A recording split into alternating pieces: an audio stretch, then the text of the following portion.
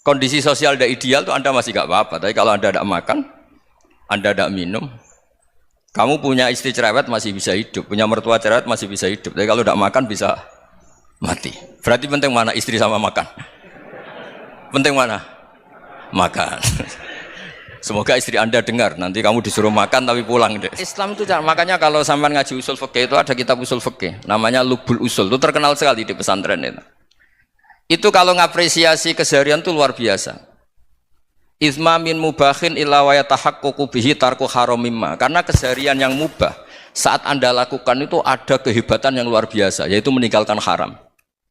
Apa sih yang kamu punyai sehingga kamu tidak ikhlas? Uang milik Allah, energi kita milik Allah, bumi milik Allah. Kemudian kamu merasa memiliki. Merasa memiliki itu kalau dalam ilmu tasawuf sudah kesalahan kan. Bagaimana Anda punya? Coba tahu-tahu tanah itu kok milik Anda. Karena saya beli, saya beli dari orang, dari Zaid. Padahal yang asli punya itu Allah. Apa benar kamu pernah beli sama Allah? Zaid ini pemilik nisbi, pemilik yang enggak sebenarnya kan? Ya enggak? Yang benar-benar pemilik itu Allah. Kok kamu ngerasa itu bumi kamu itu atas nama apa? Itu Allah itu punya tradisi, punya sunnah, sunnatullah. Kebaikan ya dihitung, kejelekan juga dihitung. Dulu ketika Rasulullah SAW hidup bersama komunitas yang majmu', itu sebetulnya permintaannya Nabi, jangan halangi kami saat mau beribadah. Dulu sampai perang karena mereka menghalangi. Sebenarnya problem mereka wa yasudduna an sabilillah, menghalangi. Sebenarnya kalau dulu saling toleransi ya enggak ada masalah. Jadi makanya di hikam itu terkenal kata-kata manusia itu siapa? Manusia itu mangkanat mahasinuhu masawiyah fakih falatakunu masawihi masawiyah. Manusia itu orang ketika baik saja salah, apalagi pas salah. Mikir. Anda benci orang, benci sekali karena dia tauhid misalnya. Jangan-jangan Allah punya rencana memberi hidayah dia, atau Allah punya rencana dari dia keluar orang-orang Islam yang soleh. Makanya ketika malakul jibal, ya Rasulullah saya disuruh Allah, terserah engkau. In syi'ta an udbiko alaihim al-akhshaben. Kalau engkau mau orang-orang yang mendustakan kamu saya hancurkan. Apa jawabannya Nabi? La, jangan. Bal arju ayyukhrijawah min aslabihim ma ya'buduwaha wa la yusyriku bihi syai'an. Itu di Bukhari. Enggak, bisa saja sekarang dia kafir, anak turunnya jadi Islam. Dan betul.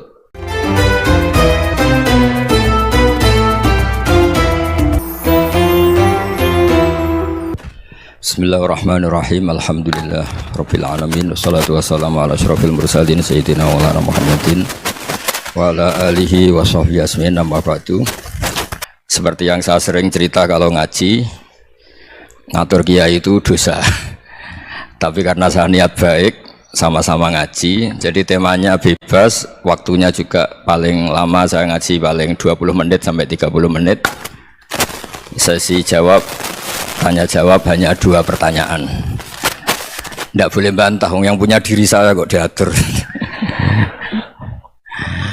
Ini semakin lama Anda ngatur saya semakin dosa, karena ngatur orang itu tidak baik. Apalagi ngatur kiai itu tambah tidak baik lagi ini. Iya toh, misalnya saya ke Jakarta nelpon Pak Martinus, Pak sini, ya belum mesti bisa. Jadi ya sama-sama nggak mesti bisa kan. Tapi monggo lah kita cerita-cerita Islam, cerita-cerita beragama yang rileks. Kita semua tadi seperti yang dikatakan Kak Densus pernah diswani Mas Sufyan Sauri, juga beliau pernah ngaji. Sebetulnya dalam banyak hal-hal yang keseharian itu lebih prinsip ketimbang ide kita tentang hal-hal besar. Saya beri contoh, Allah itu Tuhan yang Maha Kuasa, yang menguasai alam raya ini. Kadang-kadang menjelaskan dirinya itu hanya alladzi at'amahu min ju'. Saya ini Tuhan yang memberi makan kamu saat Anda lapar, saat kalian lapar. Jadi untuk beriman kepada Tuhan yang Maha Esa, kepada Allah, kamu yakin yang memberi makan kamu itu Tuhan. Apapun kecewanya Anda terhadap tetangga, terhadap negara, terhadap mertua, terhadap istri, itu kecewa Anda tidak akan mati. Tapi kalau tidak makan itu mati. Sehingga Allah mensifati dirinya kadang pakai keseharian. Alladzi at'amahu min ju'. Tuhan itu siapa? Yang memberi makan kamu ketika lapar. Tapi kamu untuk syukur itu nunggu punya istri cantik, neriman, gampang diatur, membolehkan poligami. Terus 4 istri itu neriman semua, loyal semua itu sombong betul. Mau syukur saja kok repotnya seperti itu. Jadi mau syukur ya ada makanan dimakan. Itu kalau ngantuk ya tidur. Wong ayatnya wa min ayatihi manamukum billaili wan nahar. Maksud ayat Allah itu tidur. Nah keangkuhan-keangkuhan ini yang menjadikan kita itu jadi repot hidup. Wong untuk syukur kok nunggu tadi. Mertua baik, tetangga baik, istri baik. Apa saja di sekelilingnya harus baik. Nah keinginan berlebihan ini menjadikan kita lupa ada hal-hal yang paling kita butuhkan, yaitu oksigen. Kita boleh nempat di buminya Allah. Alladzi ja'ala lakumul ardo firasya. Bumi kamu tempati enak. Coba kalau gempa. Apa artinya istri 4 cantik semua kalau pas digoyang apa? Gempa. Apa artinya kamu jabat? Entah apa saja jabatannya. Kalau bumi likuifaksi, habis kamu. Kiai meskipun dai kondang umatnya jutaan, kalau likuifaksi di panggung hancur. Tapi nikmat-nikmat yang disebut Allah seperti ini jarang kita kaji keseharian. Alladzi ja'ala lakumul ardo mahda. Allah itu yang menjadikan bumi dalulan, yang mudah diinjak. Famshu fi mana biya, silahkan pakai jalan-jalan. Jadi saya termasuk benar-benar kiai Jawa. Kalau kerennya kiai Nusantara atau kiai Indonesia lah. Diajari bapak saya Kiai Haji Nur Salim, diajari Mbah Maimun. Itu Islam itu keseharian. Karena ketika Anda memilih hal-hal yang serius, itu tujuan utamanya nyari ridhonya Allah. Dan ridhonya Allah bisa kamu dapatkan sesuatu yang pasti benar. Misalnya dalam sebuah hadis Sahih Muslim disebutkan, Innallaha la yardo anil abdi idza akalal akla fayahmadahu 'alaiha aw yashraba syarba fayahmadahu 'alaiha. Itu redaksinya inna itu sesungguhnya, la yardo juga pakai lam taukid, juga maknanya sesungguhnya. Sungguh-sungguh Allah sangat ridho ketika seorang hamba itu makan ketika sesuap nasi dia muji Allah, ketika minum seteguk nasi dia muji Allah. Itu kalau orang diridhoni Allah itu wali betul.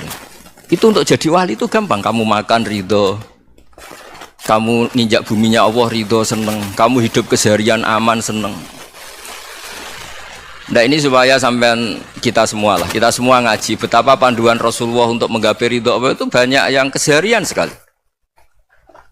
Saking kesehariannya banyak dalam hadis dan itu sahih. Nabi menyebut hal-hal yang keseharian. Hatta ma tas'alu fi imra'atika, kamu punya uang kemudian istri kamu bisa makan, itu ibadah. Bahkan sebagian ibadah itu dicontohkan Nabi yang akhirnya diprotes sahabat, yaitu wa fi buti ahadikum sedekah, kamu menggauli istri kamu itu ya sedekah. Sampai sahabat bilang, yang benar ya Rasulullah, ayati ahaduna syahwatahu wa huwa lahu ajrun. Masa urusan biologis, urusan syahwat kemudian dia dapat pahala? Nabi menjawab, alai salawadu'aha fi haramin akana alaihi wisrun. Bagaimana kalau dia meletakkan ke yang tidak benar, itu kan dosa. Nah, hal-hal seperti ini yang saya ingin teman-teman semua lah, semua. Saya juga agak ingin ngaji demi Anda, juga agak ingin. Itu dosa sekali ngaji kok pesanan kelompok tertentu itu gak boleh. Islam itu untuk semua. Jadi ya cuma karena di depan saya jenengan ya seakan-akan jenengan korbannya. Itu ada ilmunya dalam usul fikih itu. Jadi orang itu harus ngaji usul fikih. Nama yang disebut, mungkin Mas Sufyan masih ingat zaman ngaji usul fikih. Nama yang disebut itu tidak jaminan sebagai prioritas perintah. Jadi misalnya gini, kebetulan yang di depan Nabi itu Abu Dzar. Nabi ya bilang, ya Abu Dzarin ini uhibbuka misalnya, atau ya Mu'ad ini muhibbuka, atau ya Abu Hurairah ini uhibbuka misalnya. Banyaklah riwayat yang Nabi nyebut ya Abu Dzarin, ya Mu'ad, ya Abu Hurairah. Kemudian misalnya Nabi meneruskan khitab, ini uhibbuka, saya mencintai kamu, fakul dubur sholatin, atau sebagian riwayat disebut fala tada'anna dubura kulli sholatin Allahumma inni ala dzikrika wa syukrika wa husni ibadatik. Saya mencintai kamu, siapa saja, Mu'ad bisa, Abu Dzar bisa, siapa. Saya mencintai kamu, mohon kalau habis sholat kamu jangan lupa wiridan Allahumma inni ala dzikrika wa syukrika wa husni ibadatik. Ya Allah, tolong kami permudah supaya mudah ingat engkau. Anda tidak bisa mentang-mentang, wong nama saya Parmin, nama saya Purnomo, itu yang diperintahkan Mu'ad misalnya. Jadi yang disebut satu, tapi khitab itu untuk siapa saja. Saya teruskan ya. Jadi saya mohon semua kita melakukan kebaikan itu, kalau dalam kaidah fikih disebut al yakin la yuzalu bisyak. Banyak kebaikan yang kebenarannya itu 100%. Tidak punya efek samping ke pihak lain, ke kelompok lain, ke komunitas lain. Yaitu tadi misalnya Anda makan, dan itu murah sekali, hanya butuh satu piring. Setiap kunyahan kamu muji Allah, setiap minum kamu muji Allah. Itu redaksinya Rasulullah SAW disebut Allah sangat ridho ketika seorang hamba makan, kemudian dia memuji Allah. Atau minum, kemudian dia muji Allah. Logikanya gampang, negara seperti ini yang kamu harapkan bentuknya kayak apa, mertua, ipar, komunitas, tetangga, itu nyata terjadi itu kan belum pasti. Sementara yang mesti terjadi adalah kamu butuh makan, kalau tidak mati. Butuh minum, kalau tidak mati. Butuh bumi yang nyaman ditempati, kalau tidak kita juga mati. Sebab itu Allah kalau menyebut nikmatnya itu hal-hal yang keseharian. Alladzi at'amahum min ju'. Allah itu siapa? Allah itu yang menciptakan kamu bisa makan. Tidak berlebihan, Allah itu yang menciptakan kondisi sosial itu ideal. Zaman Nabi itu ya ada orang munafik. Orang-orang pilihan Allah itu juga diuji orang sekelilingnya yang macam-macam. Semua diuji sesuai konteks zaman dan waktu. Nah, tapi ada ibadah-ibadah yang selalu disarankan Nabi. Sampai Nabi itu pernah ditanya, Ayul Islam ya khairun ya Rasulullah, Islam terbaik itu gimana? Jawaban Nabi itu unik. It'amut to'am, Islam terbaik itu ya makan-makan, santai-santai. Ketika Allah menyebut beberapa kebaikan, falak tahamal akobah, wa ma adrokan apa? Mal akobah. Terusannya apa? Fakku rokobah. Terusannya apa? Au it'amun fiyaumin di masubah. Ya itu acara makan-makan itu juga Islam. Kenapa? Ya bayangkan kalau tidak ada makanan, kita mati kan? Kondisi sosial tidak ideal itu Anda masih gak apa-apa, tapi kalau Anda tidak makan, Anda tidak minum, kamu punya istri cerewet masih bisa hidup, punya mertua cerewet masih bisa hidup, tapi kalau tidak makan bisa mati. Berarti penting mana istri sama makan? Penting mana? Makan. Semoga istri Anda dengar, nanti kamu disuruh makan tapi pulang deh. Itu kalau dibahasakan makan masih memahami. Penting mana nasi satu piring dengan istri? Nggak ada nasi mati, nggak ada istri belum mati. Penting mana? Gak berani jawab kan? Nah, ternyata Anda ada garang kan di depan istri. Jadi saya mohonlah, mungkin Mas Sufyan Sauri tadi yang bisa bantulah. Teman-teman tuh ngaji yang keseharian saja. Karena kita nyari ridha Allah itu berdasar firman Allah. Dan firman Allah itu menyebut keseharian tuh riang, gampang. Yaitu tadi misalnya wa min ayatihi manamukum billaili wan nahar. Termasuk ayat-ayat Allah itu kamu tidur. Maka dulu itu ada guyonan, ada tokoh Mu'tazilah, kelompok dalam Islam yang berpikir manusia itu bisa menentukan ikhtiarnya sendiri. Karena saya bisa duduk, ingin berdiri, berdiri. Karena kelompok ini nggak terima kalau semua kehendak Allah, nanti bagaimana kalau semua kehendak Allah kok ada hisab ya, ada sanksi. Lucunya itu dia akhirnya ini cerita ya, mencintai seorang perempuan cantik sekali. Dan itu dia menjadi ahli sunnah itu oleh hal-hal yang sepele. Karena istrinya cantik, ya namanya suami istri hubungan intim.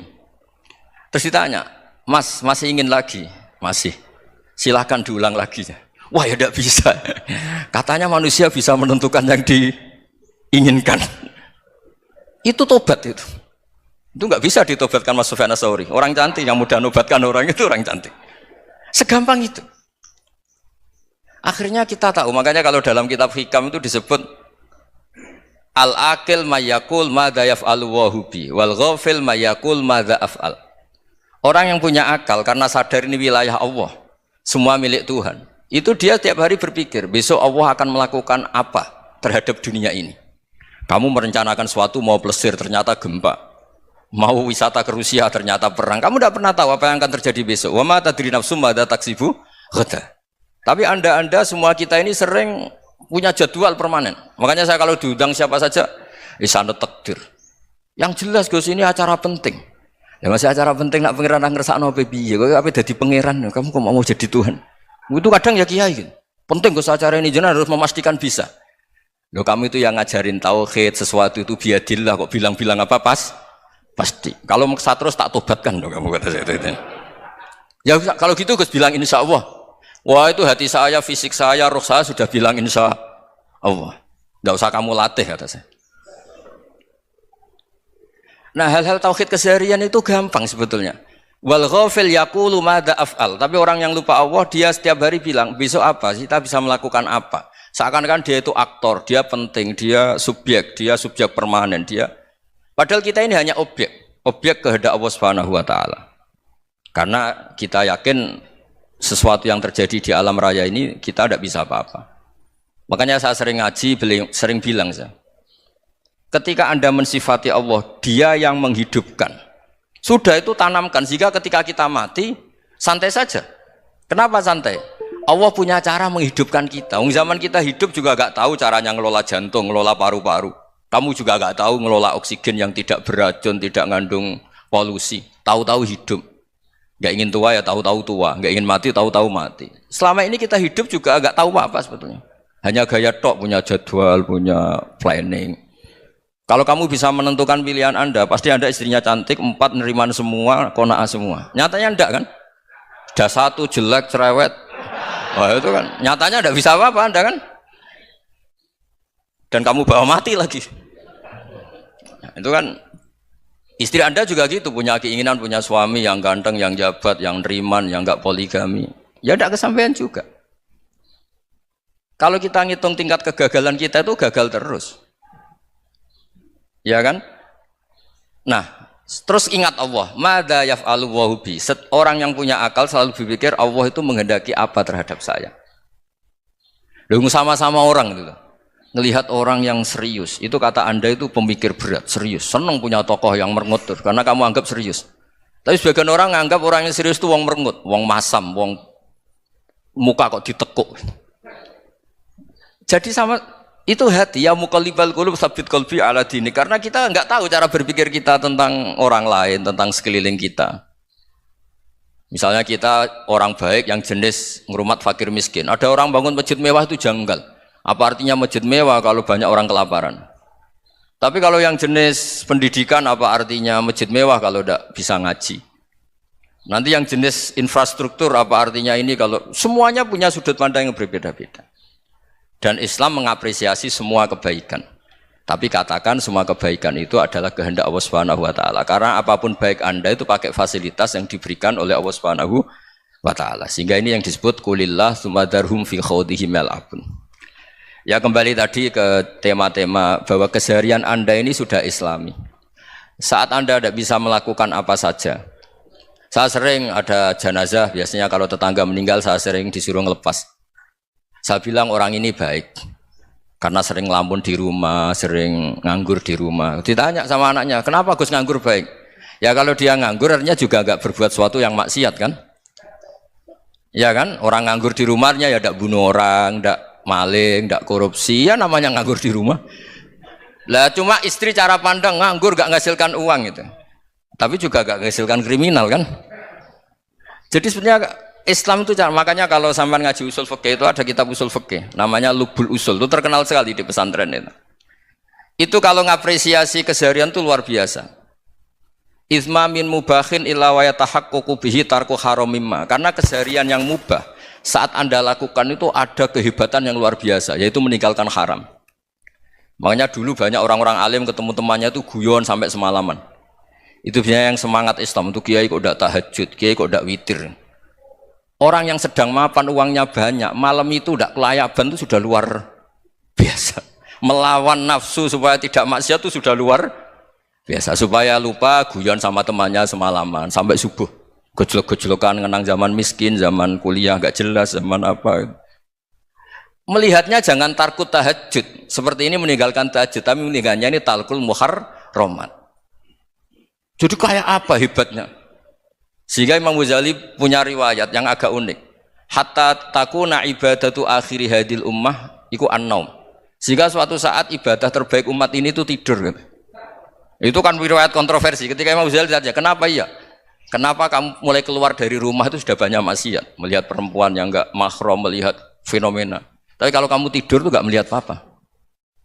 Tapi juga kamu jangan menganggap tidur itu ibadah betul. Saatnya melakukan fardhu ain malah masih tidur.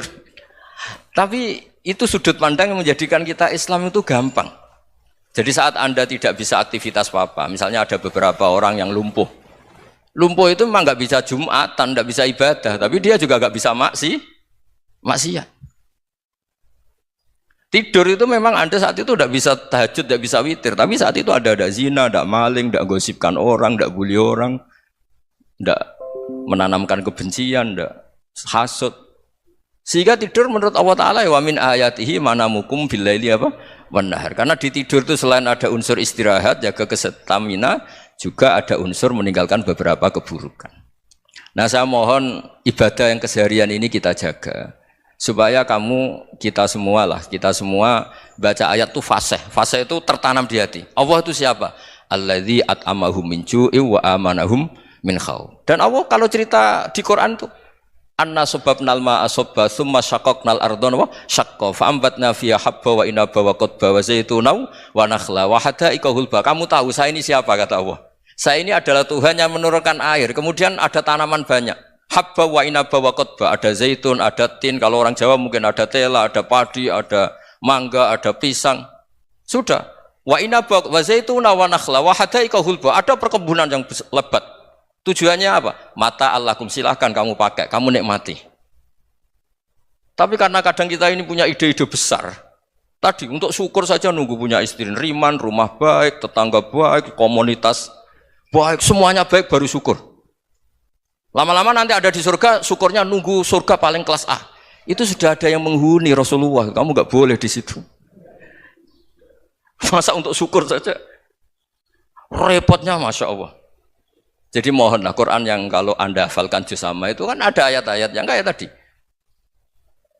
Ya, fal yang dzuril insanu ila to'ami. Coba lihat apa yang kamu makan, dari mana, dan untuk mempertahankan hidup kamu keseharian. Jadi jangan kira ibadah itu harus membentuk komunitas yang versi Anda. Ibadah itu harus hal yang mulu-mulu. Kesehariannya Anda alami.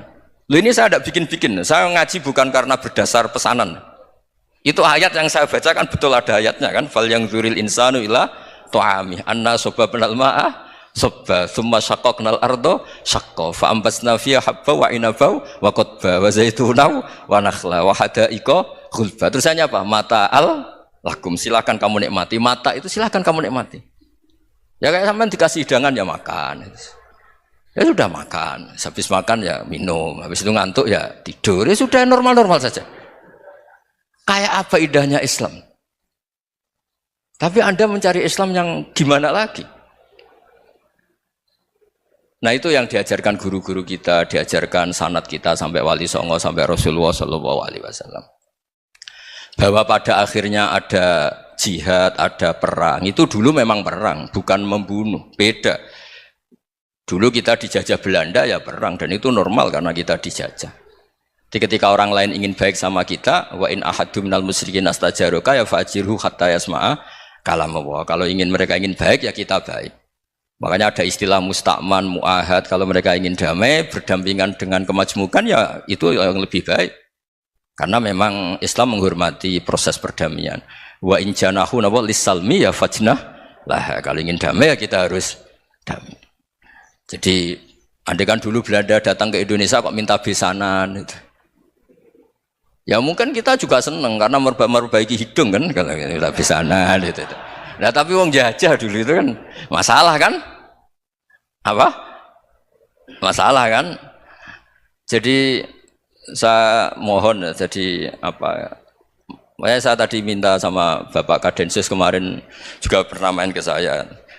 Jangan sering ketemu saya ini sudah uzlah, saya ini sudah mau daftar jadi resi. Saya itu kemarin di muktamar juga agak datang, acara di Jogja juga sudah.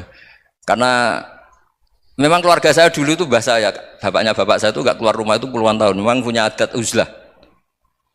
Ya makanya ngaji saya ngaji aja yang gampang-gampang aja, yang nggak orderan, nggak pesenan ngaji aja dulu yang gampang. Saya ikhlas, yakin betul saya ikhlas. Ikhlas itu menurut saya itu roh. Orang nggak ikhlas menurut saya itu orang aneh. Ikhlas itu gampang, sudah saya bilang. Kalau kamu yakin ilmu itu milik Allah, ngasihkan juga ikhlas itu milik Allah. Apa sih yang kamu punyai sehingga kamu udah ikhlas? Uang milik Allah, energi kita milik Allah, bumi milik Allah. Kemudian kamu merasa memiliki. Merasa memiliki itu kalau dalam ilmu tasawuf sudah kesalahan kan. Bagaimana Anda punya? Coba tahu-tahu tanah itu kok milik Anda. Karena saya beli, saya beli dari orang, dari Zaid.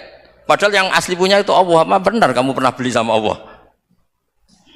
Zaid ini pemilik nisbi, pemilik yang enggak sebenarnya kan. Ya enggak? Yang benar-benar pemilik itu Allah. Kok kamu ngerasa itu bumi kamu itu atas nama apa? Coba. Milik kan harus beli atau dikasih. Tidak semua kan? Nah, makanya terus famshu fi manakibiha, dan Allah menyebutnya, sudah saya ini yang menciptakan bumi. Waladzi ja'ala lakumul arda dhalulan. Dan Allah menyebutnya sederhana, famshu fi manakibiha, silakan jalan-jalan. Terusannya apa? Wa kulu mirizki, silakan makan-makan. Jadi Islam itu ya makanya kiai-kiai itu ada acara makan, sampai ada guyonan fi kulli makanin makan. Di setiap tempat ya makan. Nggih ngoten nggih, pokoke sing gampang-gampang mawon nggih. Nggih Mas Sufyan nggih sing gampang-gampang mawon nggih. Assalamualaikum warahmatullahi wabarakatuh. Nah, yang saya ingin tanyakan, bagaimana kita memupuk konsep persaudaraan tanpa memandang kepentingan duniawi? Bismillahirrahmanirrahim. Ya yang rileks saja ya. Saya pernah ketemu orang yang pakaiannya itu enggak, mungkin kalau orang syariat bilang enggak syar'i lah, pakai pakaian yang tidak syar'i. Tapi dia muslimah, dia ke masjid. Saya ditanya sama seseorang, Gus kok sama orang gitu mau bertemu gitu. Karena terus saya bilang, kenapa? Dia pakaiannya tidak islami gitu. Oke, dia tidak pakaian islami itu nyata, tapi dia ke masjid itu islami, tetap sholat itu islami. Ketika dia ingin sholat dan tetap sholatnya pakai takbir, pakai rukuk, pakai sujud itu islami. Wong setelah di masjid ya pakai mukena, pakai. Kalau sama-sama nyata, Anda kan boleh ngingat sama-sama yang fakta gitu. Dia punya kesalahan dalam berpakaian, dia punya kebenaran dalam sujud, dalam rukuk, dalam ibadah. Dan itu tradisi Quran. Quran ya cerita famay ya'mal mithqala dzarratin khairan yarah wa may ya'mal mithqala dzarratin syarran yarah. Apa susahnya sih ingat dua-dua sisi itu? Sama bernegara atau bertetangga, kita bayangkan jangan bernegara dulu, terlalu luas, bertetangga saja ukuran. Karena nanti sama, bernegara sama bertetangga itu hadisnya sama. Kita di kampung itu ya ada masjid, dan orang-orang yang nggak sholat juga nyumbang masjid. Bahkan ada yang nyumbang masjid banyak terus tidak sholat, karena keramik saya sudah sholat katanya. Saya pernah ketemu orang model gitu itu ya ada. Jadi, tapi ada juga yang sholat terus tapi nggak pernah nyumbang masjid. Ya orang banyak. Intinya itu Allah itu punya tradisi, punya sunnatullah. Kebaikan ya dihitung, kejelekan juga dihitung. Dulu ketika Rasulullah SAW hidup bersama komunitas yang majmu', itu sebetulnya permintaannya Nabi, jangan halangi kami saat mau beribadah. Dulu sampai perang karena mereka menghalangi. Sebenarnya problem mereka wa yasudduna an sabilillah, menghalangi. Sebenarnya kalau dulu saling toleransi ya nggak ada masalah. Artinya ketika Anda ingin sholat di Indonesia agak dihalangi, ingin pengajian nggak dihalangi, sebenarnya ini nggak ada masalah. Ya, soal ada kebaikan, ada keburukan, ya mulai Nabi Adam sampai sekarang sampai kiamat. Itu cara pandang. Jadi cara pandang kita terhadap orang lain itu harus hal-hal yang nyata. Kalau kesalahan mereka nyata, kebaikan mereka juga nyata. Kenapa kita hanya ingat sisi yang jelek, tidak ingat sisi yang baik? Saya sering cerita ke santri-santri saya, bahwa setiap saya pengajian diundang orang di mana-mana itu saya mesti istighfar. Karena nggak ada pilihan. Saat saya datang ke pengajian di Sulawesi, misalnya saya tinggal ngaji di sini. Saat saya ngaji di sini, ninggal undangan yang di sana. Hidup itu tidak banyak pilihan, meninggalkan kebaikan, melakukan kebaikan. Artinya gini, dalam kebaikan saja ada kebaikan yang ditinggalkan. Apalagi dalam kejelekan. Makanya di sini ada pepatah terkenal dalam ilmu tasawuf tuh. Wastighfaruna yahtaju ilal istighfar. Saat Anda baik saja butuh istighfar. Bapak saya kalau guyon gini, Mas Sofyan. Ada imam istiqomah jadi imam masjid sampai tua sampai batuk-batuk, itu bagus istiqomah, tapi itu masalah kata bapak, akhirnya nggak kaderisasi katanya. Itu istiqomah apa nggak mau diganti orang lain katanya. Ada kiai dai di mana-mana, itu mesti orang muji, oh itu dai di mana-mana, laris nggak pernah di rumah, pondoknya pasti bubar itu karena ditinggal. Jadi kebaikan seperti ada orang sering sowan kiai, wah itu malah lebih masalah lagi kan. Kadang kiainya pas istirahat, yang disalamkan template uang jatah susu anaknya. Hari itu wae tagihan malah lari sowan kiai. Nah, harusnya di rumah ada berdoain tagihan listrik entah apa. Jadi makanya di hikam itu terkenal kata-kata manusia itu siapa? Manusia itu mangkanat mahasinuhu masawiya fakih falatakunu masawihi masawiya. Manusia itu orang ketika baik saja salah, apalagi pas salah. Coba saya misalnya pidato begini, di atas panggung saya orang alim pidato nasihati orang. Di saat yang sama seperti yang tanya Mas Wildan tadi, ada agak sopannya. Di situ ada mungkin orang yang lebih sepuh timbang saya. Masa lebih muda kok di atas? Yang di bawah lebih tua. Ada tidak sopannya? Mau nggak pidato disuruh, mau di atas disuruh, nggak sopan sama yang. Tapi misalnya yang paling sepuh pidato nggak pernah ngaji kok pidato terus gimana? Artinya ketika kita baik saja ada salahnya, apalagi pas salah. Sebab itu ajaran Rasulullah itu suruh berdoa Rabbana dzolamna anfusana. Sebelum minta itu merasa ya Allah kita ini mendolimi diri kita sendiri. Karena dalam pilihan-pilihan itu pasti ada salahnya. Coba misalnya Anda bangun masjid habis 2 miliar. Yang harusnya 1 miliar sudah jadi. Terus nanti suatu saat ketemu Allah ditanya. Itu ada orang miskin, fakir miskin, yatim. Andai kan kamu sumbang 1 miliar itu sejahtera semua. Gara-gara kamu bangun masjid terlalu mewah. Ya tapi kadang-kadang orang kebaikannya itu orientasinya bangun masjid, gak tertarik nyumbang fakir. Saat itu cara berpikir gitu mau apa? Tapi kalau dia mau luhur manusia terbaik karena bangun masjid 2 miliar, coba diaudit secara kepentingan syar'i. Penting mana dengan ngasih makan fakir miskin? Penting mana dengan menikahkan janda misalnya? Penting mana dengan pendidikan? Apa artinya masjid mewah orang nggak tahu halal haram, nggak tahu najis, nggak tahu cara sesuci, nggak tahu cara adzan yang benar. Terus penting mana untuk beli kitab sama dipakai masjid? Apa artinya beli kitab apa tapi nggak makan? Penting mana makan sama beli kitab? Ada auditnya. Makanya manusia itu ketika baik pun disuruh istighfar, apalagi ketika salah. Nah dengan perasaan seperti itu kebencian pada orang lain luluh karena potensi baik pada orang lain ternyata tinggi dan potensi salah ke kita juga tinggi. Nah dilatih gitu. Jadi di Ihya itu ada kitab tawadhu. Kitab tawadhu itu dilatih ketemu orang tua. Huwa aksaru ibadatan. Dia mesti ibadahnya lebih banyak karena lebih tua timbang saya. Pasti sholatnya lebih lama timbang saya. Ketika Anda sudah tua melihat anak-anak, huwa aqallu minni maksiatan. Mesti maksiatnya tidak banyak karena masih kecil. Terus ketika melihat orang fasik maksiat, la'allahu yatubu alaih fa innahu tawwabur rahim. Mungkin Allah memberi tobat, bisa saja. Umar itu ingin bunuh Nabi, tapi Allah memberi tobat. Yang sowan kiai saja tidak mesti dapat tobat. Umar ingin bunuh Nabi, tapi Allah memberi tobat. Akhirnya ya tobat jadi Islam yang baik. Dalam sejarah Wali Songo, Kalijogo sowan Sunan Bonang itu ingin garong, tapi malah jadi muridnya jadi wali. Kalau Allah sudah menghendaki tidak ada ya. Perang Uhud orang Islam kalah itu karena panglimanya siapa? Khalid bin Walid. Tapi dia malah yang dapat hidayah. Nah sama orang yang sekarang Anda benci bisa saja Allah merencanakan ada apa? Hidayah di situ. Dan kita yang merasa benar jangan saja ada rencana Allah bikin kita su'ul khotimah naudzubillah min dzalik, kan tidak pernah tahu. Nah, dari tidak pernah tahu itu orang diusahakan tawadhu. Wa ma adri ma yuf'alu bi wala bikum, kita tidak pernah tahu. Makanya meskipun saya ini kiai terus kata orang banyak itu ketop. Kalau istighfar ya nangis betul ya. Cuma kan nggak perlu di depan umum. Nanti ada penampilan kan ribet kan nanti. Sudah nangis gak ikhlas, gak mutu. Ya gitu ya. Yang Mas Wildan tadi apa pertanyaannya diulang? Selain masalah akhlak tadi. Tentang bagaimana cara kita bersaudara tanpa memandang kepentingan duniawi. Nah ya makanya tadi saya bilang bernegara itu pakai hadis, misalnya Nabi pernah ngendikan kamu itu punya 3 tetangga. Yang satu punya 3 hak. Yaitu dia tetangga kamu, dia seagama kamu, dia sesaudara kamu. Jadi ada 3 hubungan, seagama, sesaudara, dan tadi apa? Dia tetangga kamu, dia seagama dengan kamu, dia masih kerabat kamu. Terus ada tetangga yang punya 2 hak, yaitu dia tetanggamu, seagama dengan kamu, tapi tidak sekeluarga dengan kamu.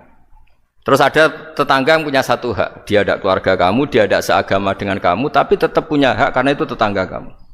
Dan itu kata Nabi semuanya berhak kamu baikin karena ada hakul jar.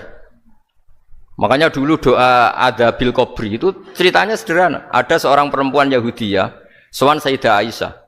Kalau sowan ya dikasih uang sama Sayyidah Aisyah. Padahal Yahudi ya. Ketika dikasih uang, terus si Yahudi tadi, semoga engkau diselamatkan dari siksa kubur. Zaman itu Sayyidah Aisyah belum dengar hadis tentang siksa kubur. Setelah Rasulullah datang, saya tadi diminta didoain, tidak saya terima karena saya nggak percaya. Terus Nabi ngendikan itu benar adanya siksa kubur. Ketika komunitas Yahudi di Madinah itu puasa Asyura, Nabi coba tanyakan mereka, kenapa puasa Asyura? Padahal orang Yahudi. Oh, terus setelah ditanya, Yaumun najjawahu fihi Musa, itu hari di mana Allah menyelamatkan Nabi Musa, kata orang Yahudi. Terus kata Rasulullah, nahnu ahaqqu bi Musa, saya juga berhak menghormati Musa. Kemudian Nabi puasa. Suatu saat lagi ada orang Yahudi datang, ya Rasulullah, ya Muhammad, manggilnya ya Abul Qasim karena orang Yahudi. Ya Abul Qasim, nanti nasib langit bumi ini di mana? Manusia yang sudah mati-mati di mana ketika bumi dihancurkan? Mayat-mayat yang sudah di kuburan di mana? Terus orang Yahudi tadi bilang, Inna woha wadu as-samawati ala dzih wal arodina ala dzih. Soalnya Allah itu bisa saja mengelola langit bumi yang sudah hancur gini-gini. Nabi itu tertawa-tawa. Dalam sebuah riwayat disebut hatta badat nawajidu. Tertawanya Nabi itu lepas sampai giginya kelihatan. Kata rawinya tasdiqan liqaulil khabri, karena Nabi membenarkan orang Yahudi tadi. Jadi intinya dalam banyak hal itu ya dicari kesamaan. Makanya kalau interaksi dengan kelompok lain, kata Nabi, la tusaddiquhum wa la tukadzdibuhum. Kamu jangan mengiyakan, juga jangan menolak. Kamu tolak, jangan-jangan pas yang sama dengan ajaran kita. Kamu benarkan, jangan-jangan yang tidak sama. Ya sudah, kalau nggak sependapat ya jangan ngambil sikap. Nah, itu juga yang dipraktekkan Rasulullah SAW. Nabi yaqumu lailatan yuraddidu hadil ayat.